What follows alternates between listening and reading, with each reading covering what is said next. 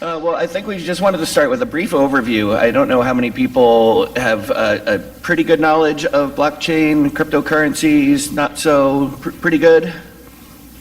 Okay, so we can take that as a measure and just, I think, Omar, I think if you want to give us sort of an overview of the blockchain itself, and sort of the segregation, and then Darren, if you could come in with the cryptocurrencies and how blockchain's the enabling technology, but crypto is, it's hard to extract the two. Sure, absolutely. So I think, firstly, I'm glad to see that only about 3 people raised their hand to that question, because if in a room more than 3 people raise their hand, something's probably not right. And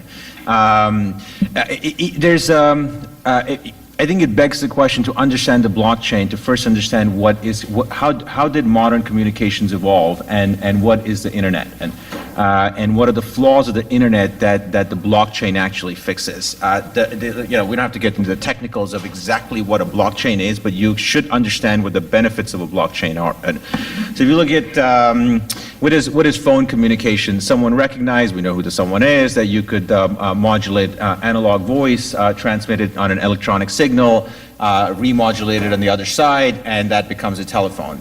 Decades later, you realize that you can take an electronic signal and convert a digital signal to an electronic signal and convert it back to a digital signal.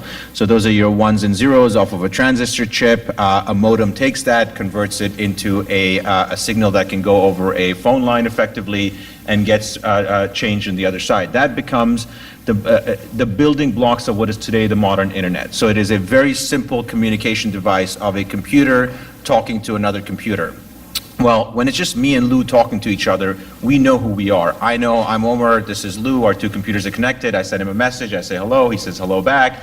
He tells me he doesn't like me, I tell him I don't like him, but there's a trust and there's a verification there.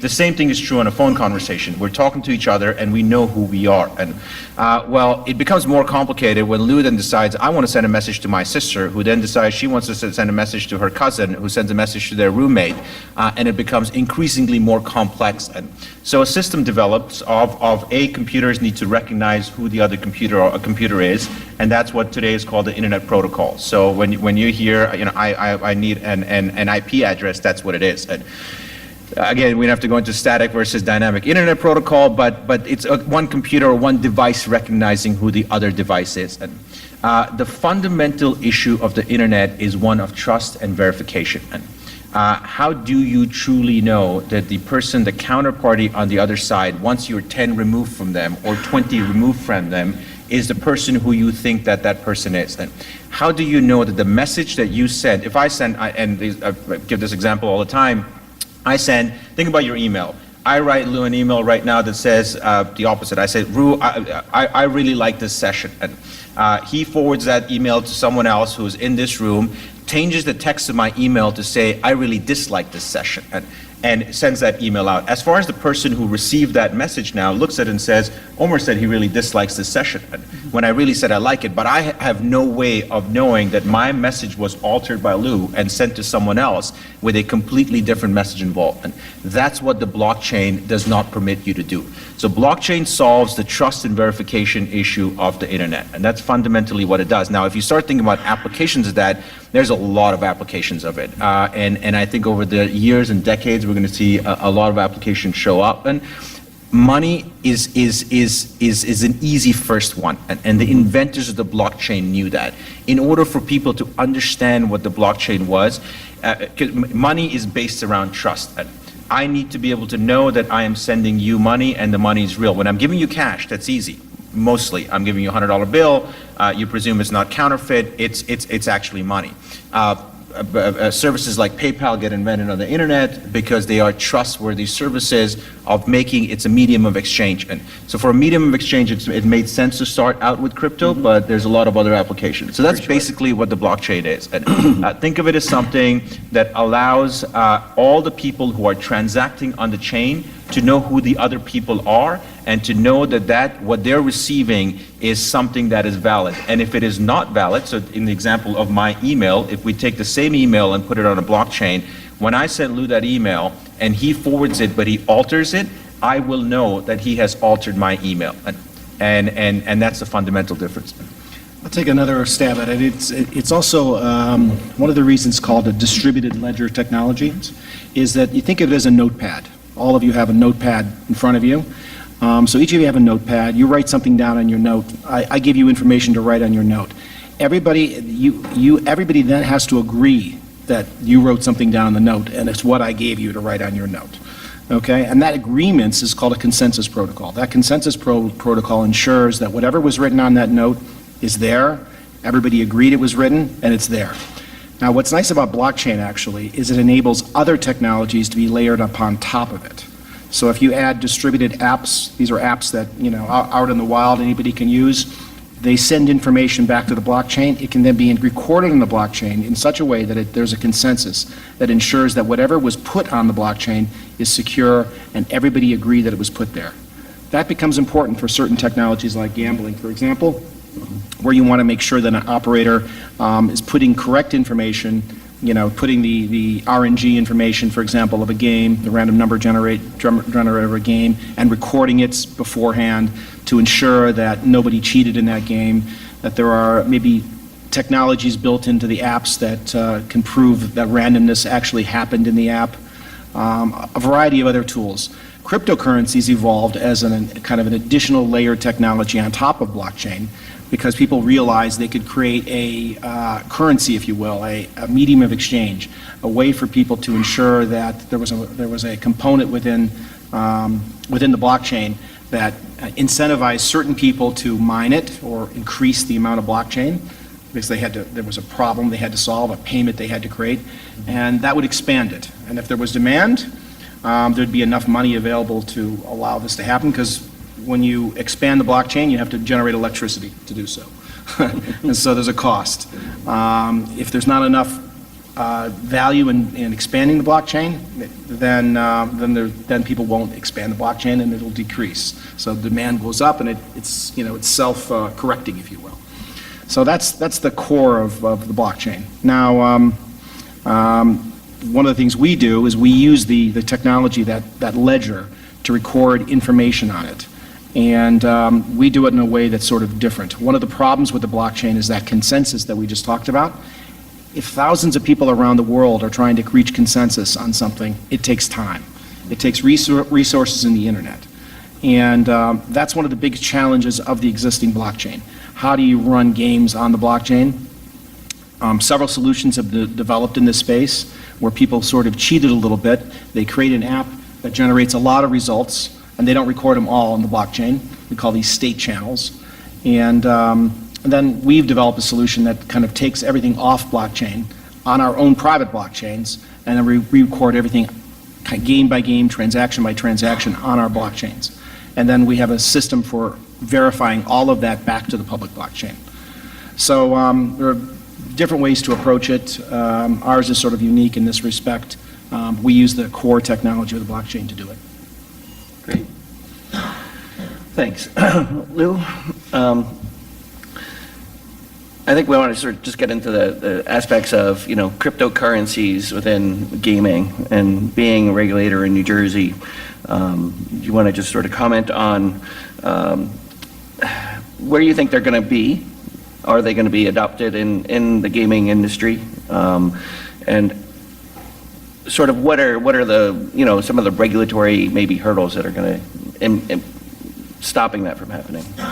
Regulatory hurdles are, and I think these guys both touched on it, they've used terms like secure and verified.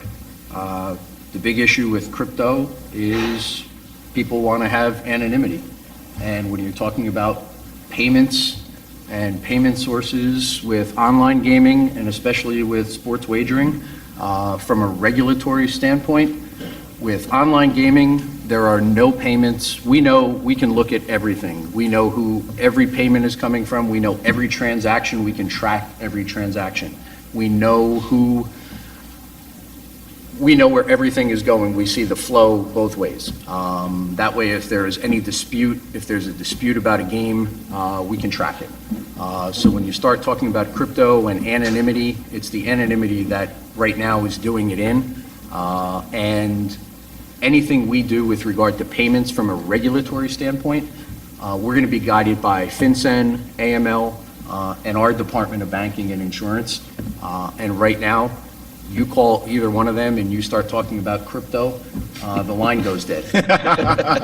So, And I can verify, I mean, we probably had this discussion with 30 regulatory bodies around the US, and the response is exactly that. Crypto is, and there's a lack of understanding, but it's for sure going to take, I mean, we can think of probably a half a dozen great applications for the blockchain in gaming, including knowing your customer, responsible gaming, keeping transactional data the way you said. There's so many great applications for the blockchain. That starting a crypto discussion with a regulatory body is basically dead on arrival as far as we see I it think, right Yeah, I think the regulatory body is the big hurdle. The implementations that have, you know, the crypto market is maybe 2-3 years old, really, you know, and the implementations that have existed before we started this process have really not addressed the issues that you've raised. The blockchain itself, and this is something that we didn't mention in our discussion, but there are security issues associated with the blockchain itself. The public blockchain is really not secure. It's evidenced by the fact that there's been numerous hackings of wallets. That sort of problem has sort of dwindled over the last maybe year or two. Funny enough, we shared a common thing in that I was a regulator for 3.5 years with the Alternate Gambling Control Commission. So when we took a look at gambling, a year and a half ago, and said, how do we build a platform that's regulatory compliant, that meets all the needs of a regulator, both financial and gambling regulation, we had to solve that problem because the current implementations weren't solving that problem.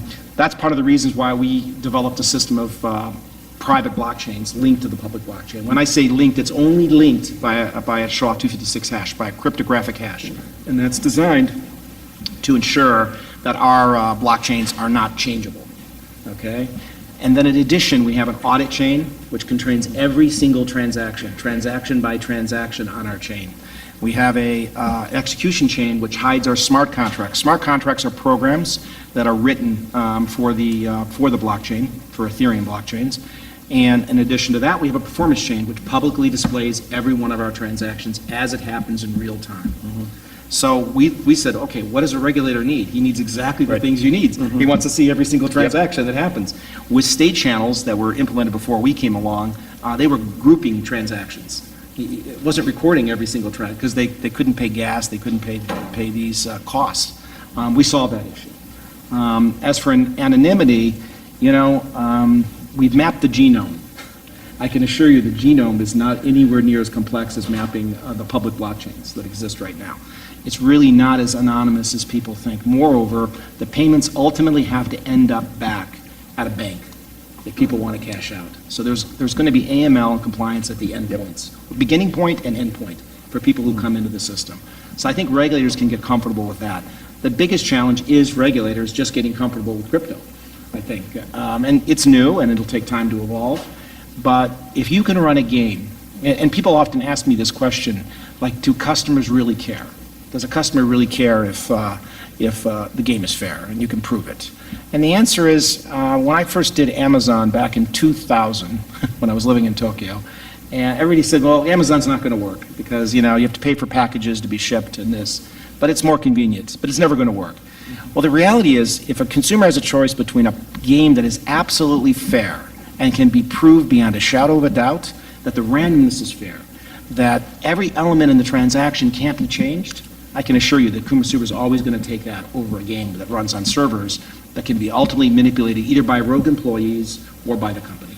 Taryn, I think it might be worth explaining or discussing a little bit, because you two used 3 key terms: open blockchains, closed blockchains, and hash algorithms. I think it might be worth explaining a little bit what that means, because that's especially from a regulatory standpoint, those are critical then. Yeah, I mean, I think it's beyond the scope. Beyond the scope of No, I don't want to go into a lot of technology is beyond the scope of this conversation. not from a technical standpoint, but from a generally conceptual speaking, standpoint. but generally speaking, you have public blockchain. Public, that's right. I think you're talking about public blockchains. So public blockchains are things like Ethereum, Bitcoin. I think everybody's heard of those terms. They exist on the public. They're cryptocurrencies. Bitcoin especially was designed to be just a medium of exchange. And there's this common belief that it's anonymous. Actually, I read an article that the NSA has completely mapped the entire blockchain. And it's not that hard, because literally it's public. You can go on the internet and you can actually see every single address that has been created and what is in those wallets. You don't know who owns those wallets, but every single wallet is transparent and available to see. You can see how much Bitcoin was transacted. In fact, you can see the entire history of everything that occurred in that wallet. So you can, in fact, trace every wallet. Now, what you can't trace is what happens if a wallet ends up in a general wallet. So what is a general wallet? A general wallet occurs on an exchange. What's sort of interesting about Bitcoin is it was designed to be decentralized, and it was designed to ensure transactions. But the reality is you had to use centralized systems to get the money out. So big exchanges like Coinbase, you may have heard of it, they have general wallets. And so you send your money to a general wallet. In theory, you could create a new wallet, but you'd be KYC'd by Coinbase. And then the money would go to that wallet, and you essentially break the chain, right? You couldn't trace it anymore. You wouldn't be able to say, this guy put it in and this guy took it out. But the KYC process still exists. So I don't see the challenges. I think, I made a joke with Alexandra last night. Did your daughter ever use your credit card? I mean, somebody else can use my credit card with my permission. It happens all the time. It doesn't mean that there's not an AML issue. I think the AML issues are deal-withable. Elmer mentioned that there are apps that can be developed for it. For example, for our registration process, we use Face ID. So they have to show a copy of their passport, and then they go online and a picture shows them, and it has to match. The computer actually matches whether the 17 points on their face match the passport photo. And then they give us their Ethereum wallet address. That's a higher standard that exists at racetracks in New Jersey. Don't go there, that's a whole nother. I've cashed trifecta tickets at the Meadowlands, so I know. And I think one of the problems is, and there's a couple of my New Jersey counterparts here, is a lot of things are in baby steps, and people have to be patient. And when you talk about blockchain, people immediately either confuse it or immediately want to jump right to crypto. So, and as Omar pointed out, as a regulator, we have to have people like Darren come to us with applications for blockchain technology in the gaming industry. Like, there's definite possibilities for blockchain with self-exclusion. And verifying self-exclusion lists, and I can see probably in the very near future expanding blockchain technology in the self-exclusion area, and it having an application, especially with online expanding in Pennsylvania and in other states around New Jersey, and that being very beneficial to us. And I think that would open the door for me as a regulator and other regulators now having a better appreciation for blockchain technology, and then you start having other applications in the blockchain, on the blockchain, and then once you start having that, we get more comfortable with it, and then you can start expanding that, and then you can start having the conversation about potentially crypto. Yeah, I think that's the approach. That's is how. So let me ask a question in that vein. Anyone in the room? There must be some from IGT, Sci Games, Aristocrat, Konami, slot companies. Anyone? No one in the slot business is interested in blockchains? Then? Wow, zero. Apparently not. Anybody who represents one of those companies. Yeah. Come on, Chris. Yeah, no, we know there's a few attorneys in the room. No, the reason I ask that is, so for then, this is not as applicable to you, but in the U.S., the shipment of slot machines varies by jurisdiction. And every jurisdiction has its own regulations on how you ship a device. And some say it has to be packaged together, some say it has to be separate, so the software has to come later. Now, if you're a manufacturer that sells in 400 jurisdictions, you need to manage a department of 50 people in-house that are dealing with that issue. And well, that is an ideal application for a blockchain that is being deployed by companies around the world now.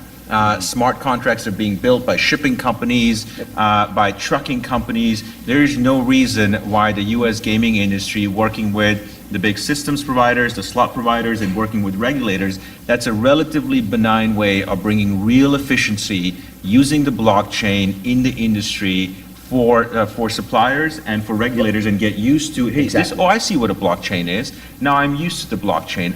All of my state's shipping is Sure. done on the blockchain. Omar, fact- thank you very much. In fact, the because- AGA is doing a study now and a survey of how every state regulatory agency deals with the shipping of Yeah, slot games, machines. yeah.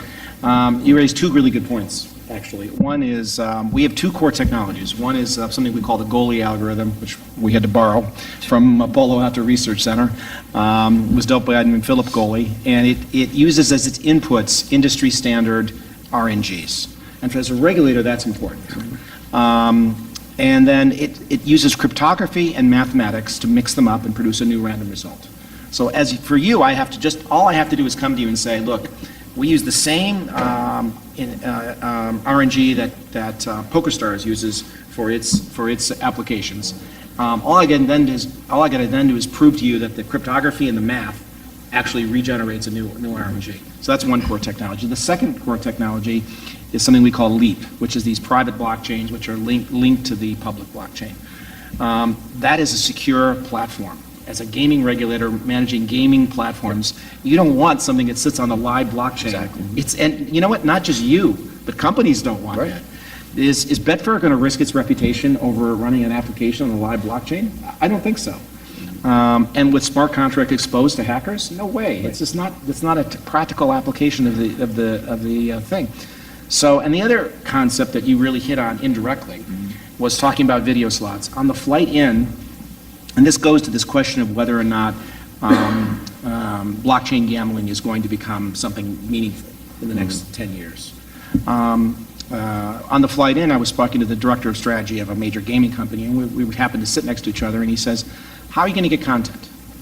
And it's a really good question, because, in slots represent something like 50% of the turnover in casino. And the big companies like IGT and others control a lot of the name-branded slots. So that means you have to get them on board. But they're not going to get on board until they see an evolution of something that can actually become something. Really, to skin a slot machine isn't a difficult process. You just have to make the back end.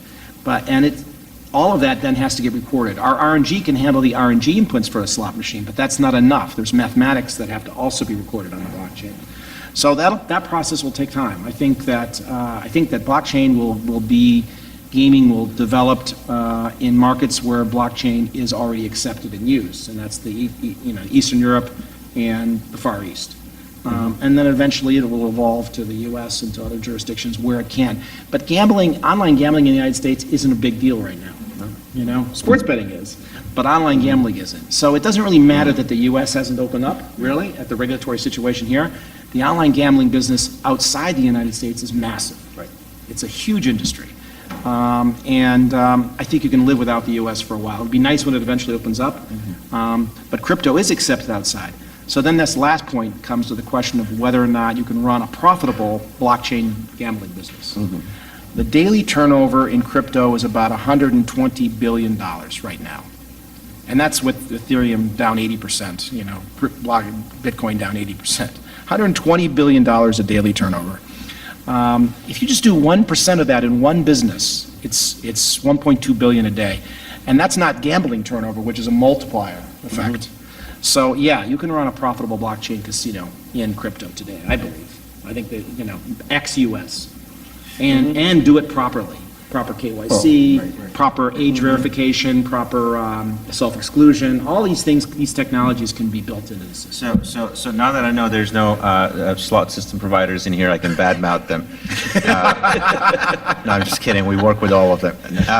Here's part of the issue, and I actually am more optimistic maybe than you are, even though we're not in the blockchain business. Ooh, I'm very optimistic. Okay, because we're talking about the U.S. and the US. Yeah, I'm less optimistic about the US. And not from a crypto side, but from the perspective of actually running an entire gaming system. And our experience has been, if you walk into a casino, you walk into this casino, there might be 2,000 slot machines. Well, those 2,000 slot machines are running on a single casino management system. And that's how the business is built, right? So you have hardware from 10 different manufacturers, that's the game content, and then you have a single system, not so different from online. You have a Betfair platform, you have content from 50 different providers. And well, a lot of these casino management systems were never really built to be what they are. And they have evolved over decades in old programming languages, and they are extremely archaic. And so they were built as slot accounting systems, and then slot accounting systems that evolved into, hey, we could tack loyalty onto this. Oh, let me put a video screen onto it, and let me try and do KYC on it. Let me try and add a table game system to it. But they were slot accounting systems, and they're not really designed. If I was truly fundamentally designing a brand new casino management system for a brick and mortar casino, I would say the right way to do it is actually on a blockchain. Yeah. So that's why I say maybe I'm more optimistic. So. Oh, yeah, chips could be blockchain. I mean, quite Yeah, easily. there's no Casino reason why, I mean, chips. from a regulatory standpoint, right, today, again, I walk into this casino and the random number generator is not truly random, right? There's much better algorithms out there to do random numbers. And I walk into a slot machine, I put in that $100 bill, the bill validator validates that money, and it gets recorded in a system that is sitting in a server that is somewhere sitting in this building, which the regulator has access to. But that is not a very secure way of doing business. It's also not a very immediate or a very futuristic way of doing business. When the regulator wants to do an audit, you have to come to the property, you have to ask for an audit, you're going to download reports from it. The blockchain can take all of that away. And the blockchain could have real-time audits where you could look at every slot machine and every spin of the reel and every RNG and every time $100 comes into the machine. And so it really does propel us into the future. The question is, who's going to do the work? What is the incentive? Entrepreneurs like me. That's the only one. Unfortunately, that's the case. That's what it's gonna be. Well, exactly right. So how do things like the Malta rules and the sort of this, this sandbox, like explore and learn and play, how are those going to do for propelling or hindering any acceptance?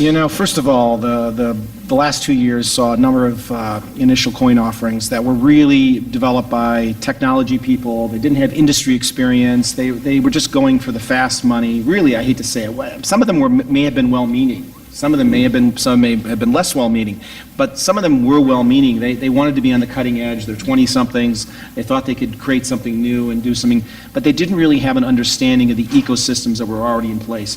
To look at online gambling and try to create an online gambling platform and not use the industry knowledge that has been around for 30 years is nonsense. It's just nonsense. A 20-something that doesn't have advice of understanding the system and how player behavior works, it just doesn't make sense. So I think these sort of initiatives are going to be good. They're going to be important. They're going to add to the mix, and they're going to bring more people in. But the evolution now is that people like me have come into the industry that are trying to do it right and do business-to-business solutions that actually make sense and that can actually work and use all the benefits of the blockchain. And that's what's going to happen. Our core Leap technology isn't just going to be for gaming. Things like infrastructure that you mentioned, it's perfect for it.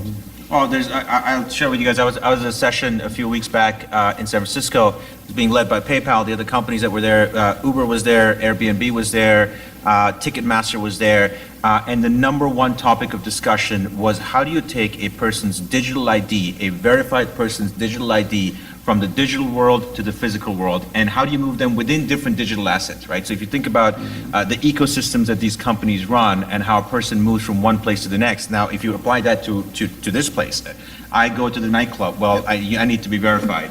I go to play a slot machine, I need to be verified. Now I suddenly switch to my digital asset and I want to start playing, I need to be verified. And there's no reason why there isn't an application which is not necessarily money involved, but there's a digital ID that's following me around that is running on a blockchain between digital and physical worlds.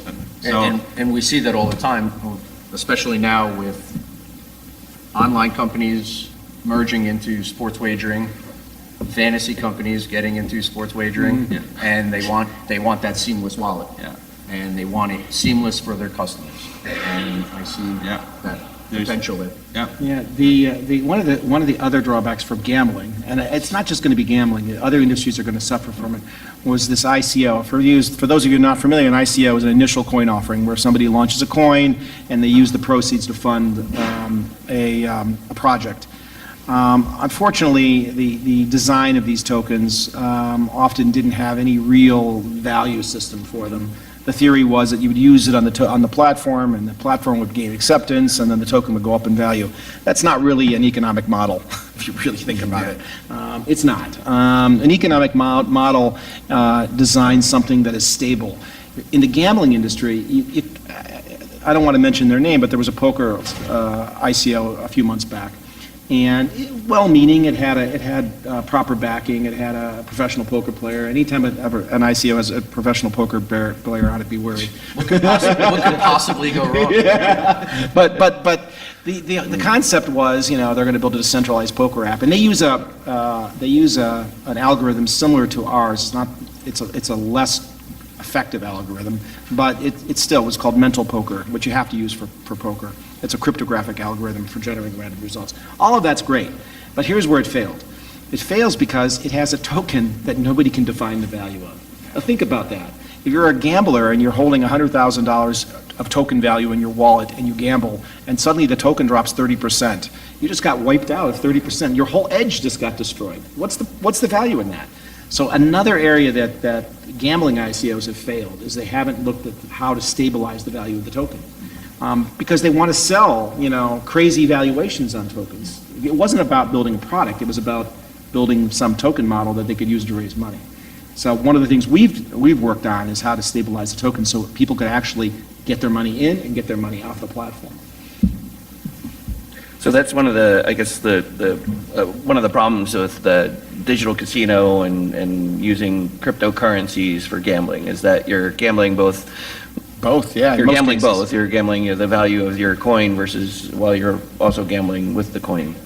Are there benefits to the digital casinos and coins and how those are coming? I mean, I think we're looking more outside of the U.S. and as we get into, more into the online gaming areas.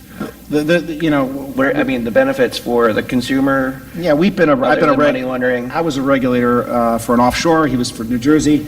You get to see the whitest of white. I got to see the dirtiest of dirty. And gaming companies given the opportunity, all regulators have a challenge, and that is that they have a limited number of people to police their licensees.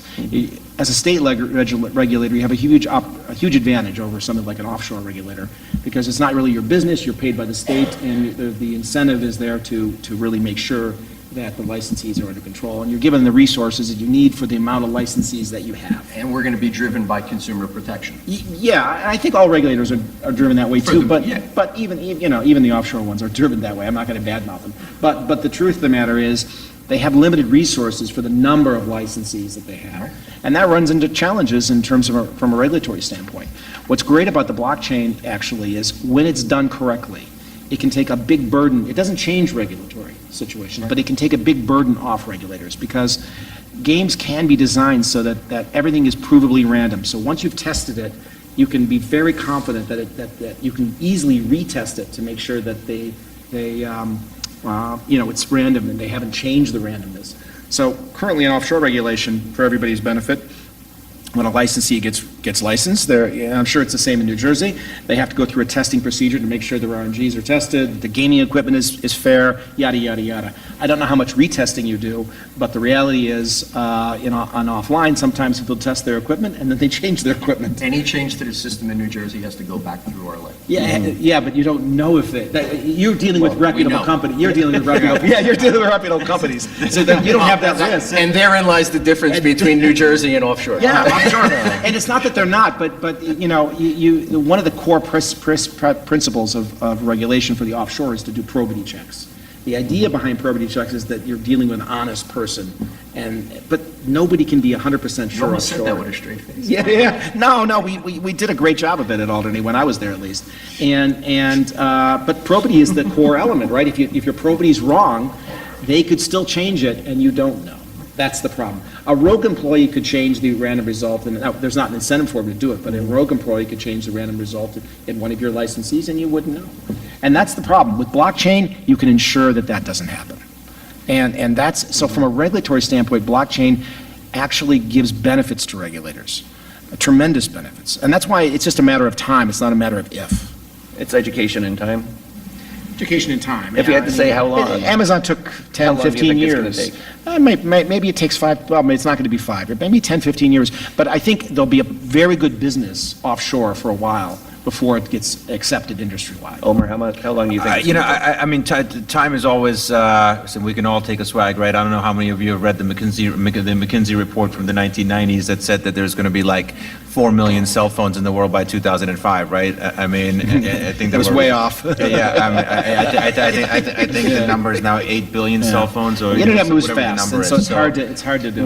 You know, people ask us all the time the question of, all right, 95% of all play in the U.S. In casinos today is done in cash. 10 years from now, I don't know if that number is 50% or 40% or 60%. All I know is that it's less. You know, so the blockchain. Our thinking on the blockchain is it behooves us in the U.S. as the U.S. gaming industry to study and understand the blockchain the same way they're doing in financial services, the same way they're doing in the legal world, to think about how we can put contracts on these, the same way I mentioned the shipping industry, the trucking industry, the car industry. It is what we should be doing to understand, for regulators to understand, what is this new technology? How does it apply? Where are the pitfalls? Maybe, like I said, maybe KYC is a great place to start. Maybe responsible gaming and self-exclusion is a great place to start. But we as an industry are late adopters, and we shouldn't be. And the way to do that is to try and at least start studying it, and then let entrepreneurs like yourself educate us to say, hey, this is what you guys are missing out on. This is why it's actually better. So, you know, I think we will see change, but we will need to see change from the entrepreneurial side. Lou, how long do you think? You're the pessimist. It's going to so- take somebody like Darren Okay. to come in and bring the Convince- product. It's all in your product. And convince- It's all in your- I mean, Or somebody he makes it sound so simple, but nobody has submitted a product to No, us that's exactly right. to integrate blockchain technology. And And we're it's a 5 years in New Jersey, Yeah. we're 5 years into online gaming, and nobody's Yeah, integrating. because there was too much incentive for people just to launch coins and make money and not do it. It isn't just gambling, right? If you look across the spectrum of ICOs, it was all done by people with very little experience in the industry they were promoting. You had 20-year-olds trying to do banking. I mean, it's ridiculous. I mean, you have to understand the banking industry. I mean, you have to, there's financial. The idea that you're going to release gambling apps into the wild, and by the way, that's possible, and it will probably happen.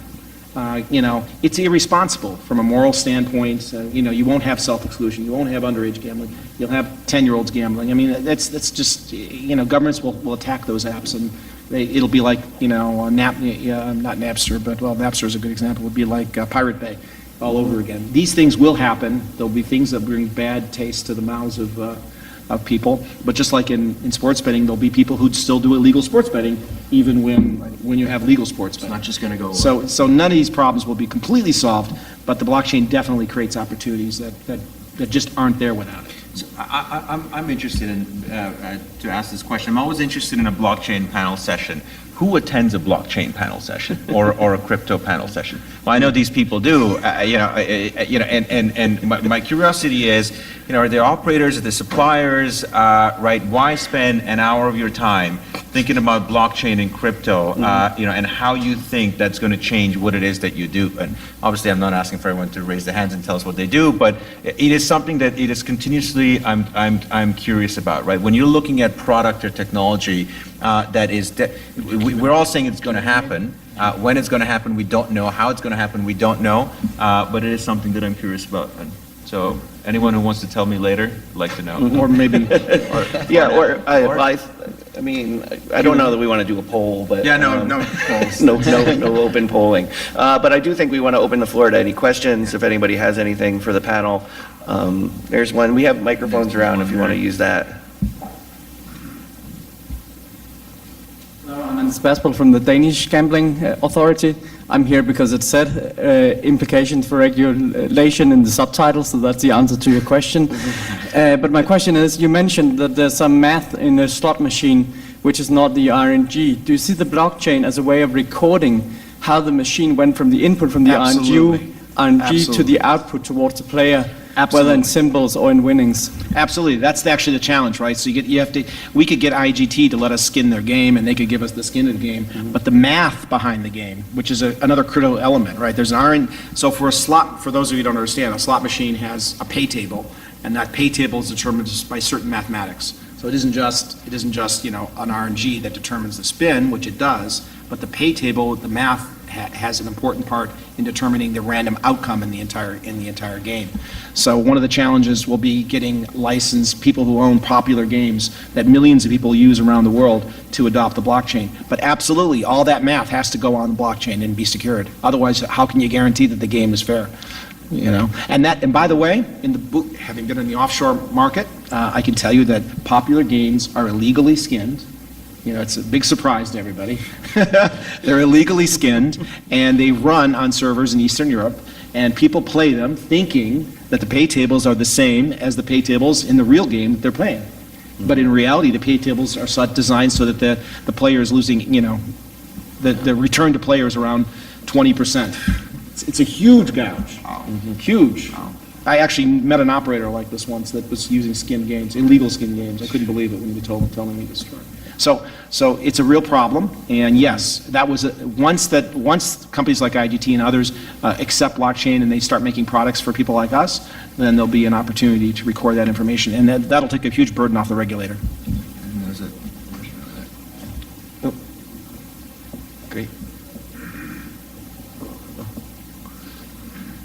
Hi. So I work for a European state-owned lottery and sports betting operator, and I attended the ICE conference in February, and I think I recognize you from that conference. Yeah, I was on that Yeah, one. exactly. And I was on the show floor there, and I met one of the operators, a seller of, let's call it a white label lottery solution based upon blockchain and cryptocurrency. And that was typically something that would be in the non-regulated market. So the way I see this is if the regulated industry don't see this and come up with solutions, you know, the non-regulated market will do this. So this is something, and I understand the whole cryptocurrency discussion and the concerns, and they are real, but the threat is also real that the non-regulated market will move upon this and then sort of create a bigger problem for us. I'm just going to say one thing about that, you're absolutely right. The fact that we didn't have sports wagering in this country meant that the gap was filled by unregulated sports bookies from all over the world. Yeah. And now we're trying to change that, and quite honestly, it's going to be an uphill battle, because how do you get a patron to switch? And that's exactly what's going to happen in the blockchain world. So It's already happening. Yeah. It's already happening. And to that point, we're trying to put the genie back in the bottle in New Jersey. Before we won the case, we were tracking 108 offshore sports wagering sites that were taking bets in the state of New Jersey. Wow. So that's who our legal sports wagering sites are competing with in our state. Any other questions? See, I couldn't go 45 minutes without talking about sports wagering. Almost made it, though. Almost made it. Well, as I told you, we can put it on the blockchain, don't worry. We have 2 minutes left, so let's just go down the line with sort of any last thoughts. we have one more. We have one more question. There you go. Hi. Quick question about accepting cryptocurrencies on these gambling sites. Like, what are your fears there? Because there is a level of anonymity there. That's my fear as a regulator. I mean, the anonymity is not the problem, right? You KYC people. The way online gambling works now, in outside of the United States, I'm not sure how New Jersey does it, but because it may vary. But I think in Jersey you mentioned that you had to we talked before. You had to KYC before they bet, right? Before, There's limited when they register for the site. Yeah, there's usually, and that's necessary because you have to make sure they're from out of state. They're not from out of state, right? But on the offshore world, like the UK, there's limited KYC on the way in. There's limited. You just have to be in the state when you place your wager. Oh, you only have to be in the state. Oh, so it doesn't, okay, so that matters. Anyway, yeah, in the UK, there's limited KYC. You can sign up with a credit card and you can get in your website very quickly. The KYC becomes a problem when you would take money off the platform.